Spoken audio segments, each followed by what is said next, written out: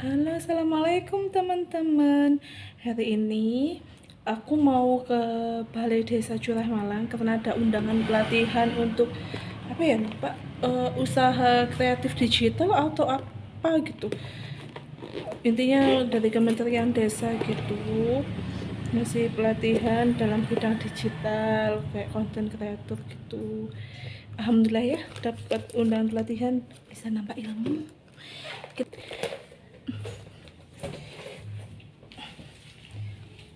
Ayo kita berangkat. Pakai sandal dulu. Pelatihannya kan ada di balai desa itu ya, deket banget dari toko, makanya jalan kaki aja. Tuh di depan toko sudah balai desanya teman-teman. Udah banyak yang datang. Oke.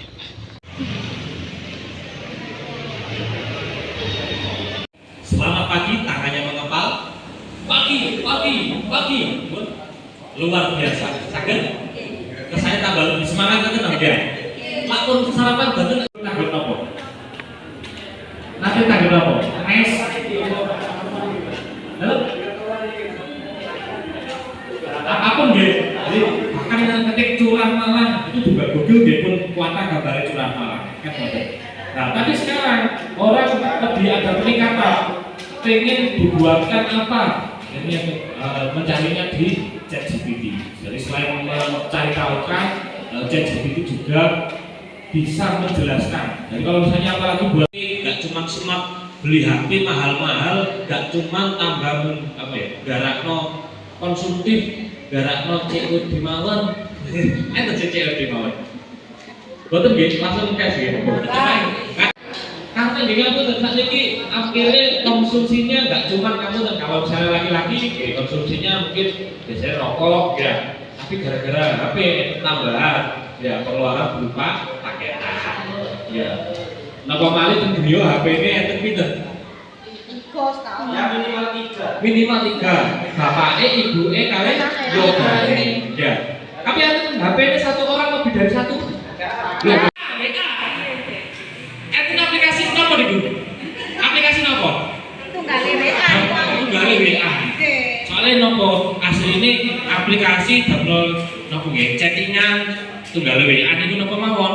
Enten WA, enten Telegram itu lebih banyak bercengkrama secara konvensional, secara langsung. Saat ini pun lebih banyak menggunakan internet sebagai jalur komunikasi atau misalnya bisnis pun. Enten sing HP ini damel bisnis gitu. Bisnis nopo? Kalau niku Bu Haja Lurah kok menyampaikan bahwa pesertanya di sini juga ada yang dari pengusaha-pengusaha muda. Sing sampeyan jualan online ada? Karena dengan mudah kita secara nggak langsung saat ini sudah menjalani dua dunia. Kenapa mawon?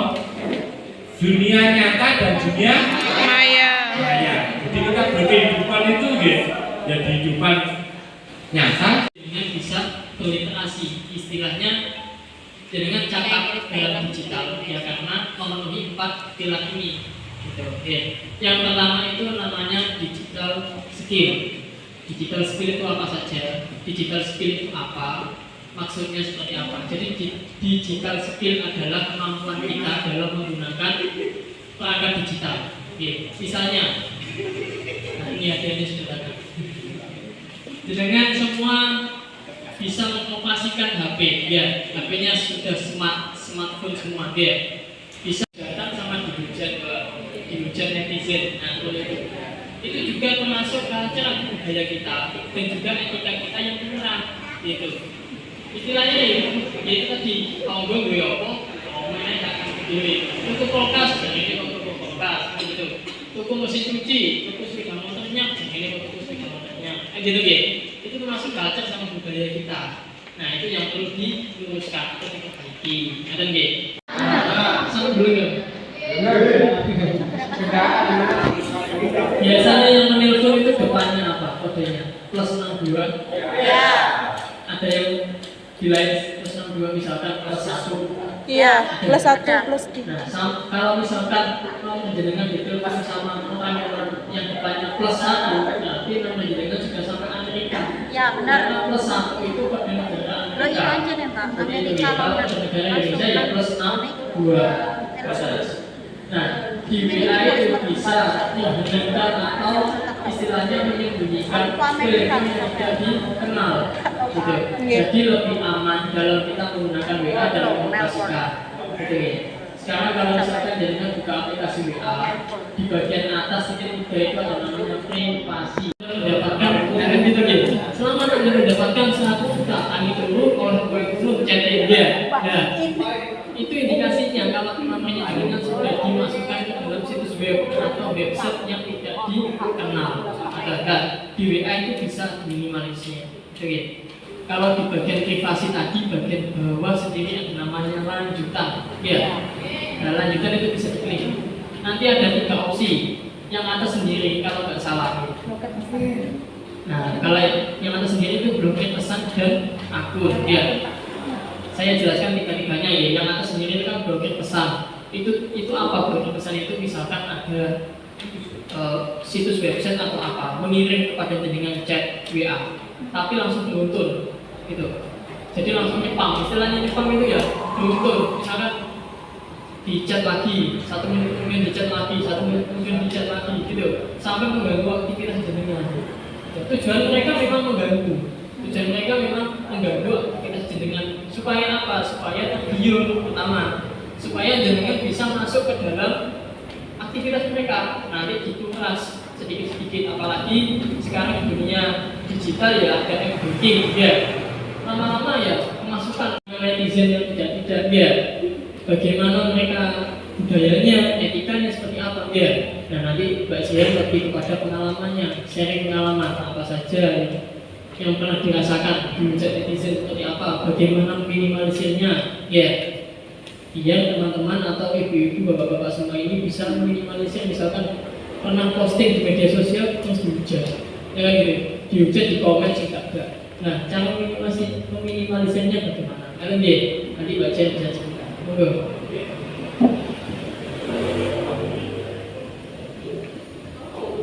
Assalamualaikum warahmatullahi wabarakatuh. Sudah ada yang kipas-kipas, sudah ada yang ngantuk apa lesu? Ngantuk. Sambil dimakan juga nggak apa-apa, cemilannya biar ini tidak bosan, mulutnya biar ada gerakannya. Ini Bu ya, saya mau sharing sebagai orang yang sedikit punya pengalaman ya, tidak banyak lah. Kalau banyak, sebenarnya banyak orang yang lebih berpengalaman. Kita sharing saja karena saya juga salah satu aktivitasnya sebagai content creator, sebagai food blogger di TikTok dan di Instagram, juga menangani beberapa project digital juga. Nah, karena saya aktivitasnya hampir setiap hari adalah posting, melihat postingan dan sebagainya, tentu saja ritme untuk belajar soal mental, emosional dan cara berpikir itu pasti berkembang. Jadi awalnya itu baper, di komen orang di komen orang dengan pedas itu langsung besoknya nggak mau posting lagi seperti itu. Nah, hal semacam ini memang perlu belajar. Sekarang saya mau sharing dulu tentang orang yang bukan penikmat dulu ya, bukan sebagai pengguna sebagai profesi seperti saya, tapi sebagai penikmat atau jenengan kan setiap hari lihat postingan Facebook. Yang lebih sering apa jenengan setiap hari? TikTok sama TikTok. Facebook sama TikTok. Bapaknya YouTube, Facebook, apa grup? Banyak nih Bu. Sebenarnya di media sosial itu lebih banyak jenengan lihat berita gosip atau lihat jualan atau lihat apa? Kuliner. Lebih banyak apa? Kuliner.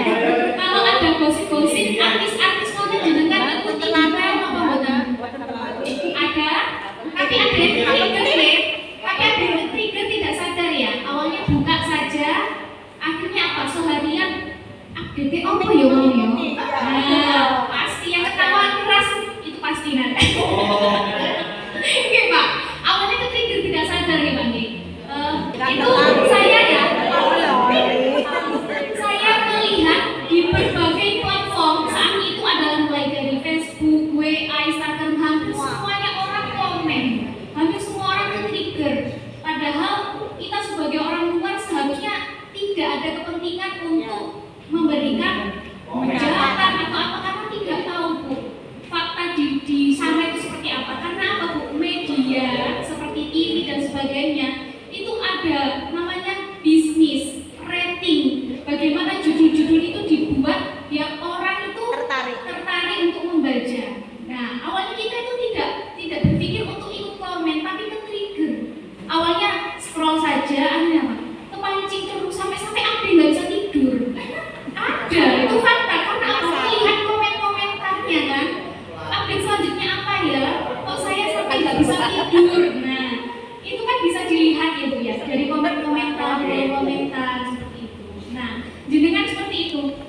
bijaksana ketika menggunakan media sosial. Sekiranya ada berita atau gosip-gosip yang memang itu tidak ada sangkut pautnya dengan kehidupan pribadi kita, untuk menahan diri untuk komen yang aneh-aneh, apalagi menghujat salah satu. Lebih baik itu tulisannya ada doa terbaik buat keduanya. Nah, seperti itu kan. Kalau kita komen seolah-olah kita tahu, kita keluarganya, kita orang yang ada dalam peristiwa itu. Nah, seperti itu. Nah,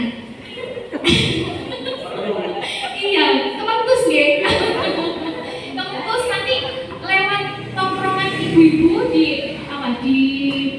posyandu atau apa, seharusnya bisa berbicara hal-hal yang penting tentang sharing tentang anak atau apa, tapi malah membahas orang lain. Itu kan netizen. Makanya tadi peringkat berapa netizen Indonesia? 29 dari 33 negara, itu paling rendah. Sebenarnya orang Indonesia itu paling kompak memang. Kalau disuruh berantem mainnya bareng-bareng, ya kan? Memang terlalu kendel. Tidak ada yang takut, itu kan dijuluki ya warga Indonesia. Nah, hal semacam ini harus ditahan. Karena apa, Bu? Nanti efeknya itu panjang. Kalau komentar jenengan itu keterlaluan atau menyakiti orang, itu nanti ada undang-undangnya. Menyakiti orang lain bisa juga menjadi fitnah. Padahal jenengan juga kalau ngetik-ngetik sesuatu di kolom komentar ataupun story, padahal itu juga belum tentu yang jenengan tulis itu fakta. Jenengan betul nggak informasi itu A1 hanya dari siapa? Akhirnya apa, berujung jadi fitnah, nanti menyebar ke 1-2 orang dan sebagainya. Karena Bu, berita hoax, tapi kalau diyakini mayoritas itu menjadi fakta. Ya kan? Walaupun itu sebenarnya hoax atau berita bohong, tapi kalau diyakini mayoritas orang, akhirnya menjadi fakta. Nah, ini yang berbahaya. Seperti itu. Jadi ditahan-tahan saja. Mending energi kita itu terkuras untuk diri kita sendiri daripada untuk aktivitas orang lain. Karena menggunakan media sosial, walaupun jenengan tidak bergerak, hanya mengetik dan scroll saja, itu capek, pasti capek.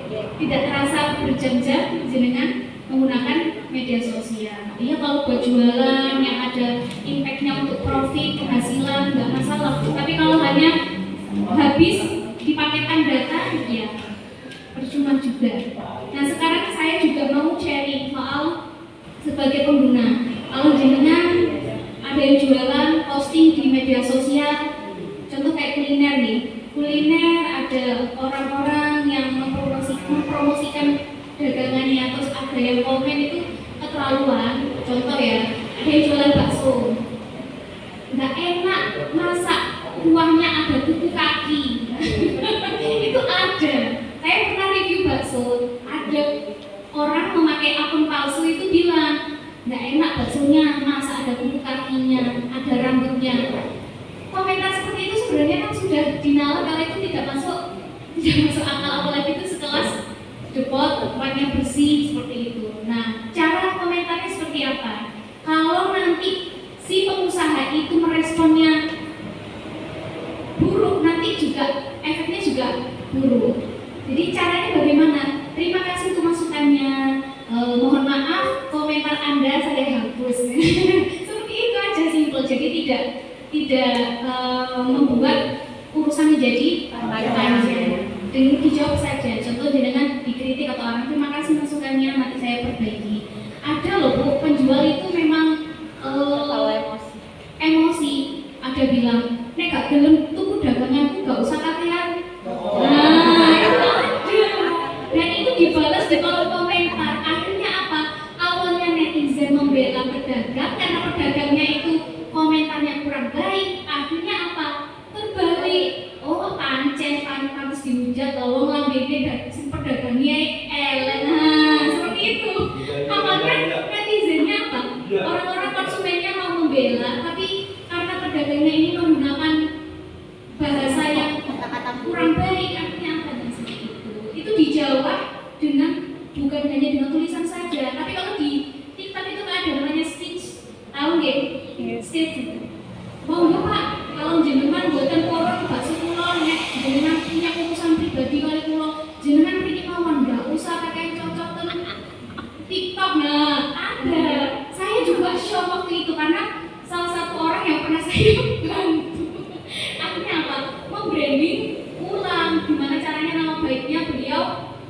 baik lagi. Terus juga edukasi ya, ini salah satunya adalah literasi digital. Jadi ilmu pengetahuan itu sebagai penyeimbang ketika kita menggunakan media sosial. Jadi tahan-tahan, karena yang kita ketik, yang kita posting itu Bu, berapa detik itu bisa dilihat banyak orang. Jadi Ini aku sudah pulang ya teman-teman. Sudah selesai pelatihannya. Ini tadi dapat konsumsi. Ada kue kayaknya. Dapat pastel basah, aqua, tea, sama ini lemper kayaknya. Terus ada nasi juga.